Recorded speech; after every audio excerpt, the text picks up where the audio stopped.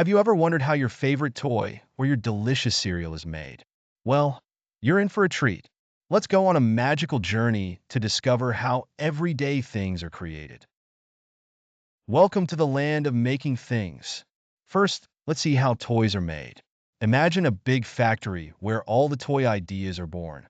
It starts with a designer who dreams up the toy and draws it on paper. This drawing is then turned into a computer model. But hold on, it gets even cooler. The computer model is sent to a 3D printer that creates a prototype, which is a sample of the toy. If it looks good, the factory makes many copies using special molds. The pieces are painted and decorated to look just right, and then all the parts are put together. Finally, the toys are packed in bright boxes, snuggled safely, and sent to stores where you can buy them.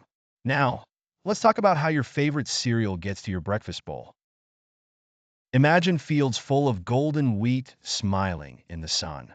Farmers collect the wheat and send it to a mill where it's ground into flour. The flour is mixed with other yummy ingredients like sugar, salt, and maybe some cocoa or fruit bits. This mix is then shaped into tiny cereal pieces and baked to crunchy perfection. Some cereals are even coated with a sprinkle of sweet magic called sugar frosting. Once the cereal is ready, it's boxed up and taken to supermarkets, waiting for you to pour it into your bowl with milk. So next time you play with a toy or enjoy your breakfast cereal, you'll know the amazing journey it took to get to you. Isn't it exciting to learn how things are made?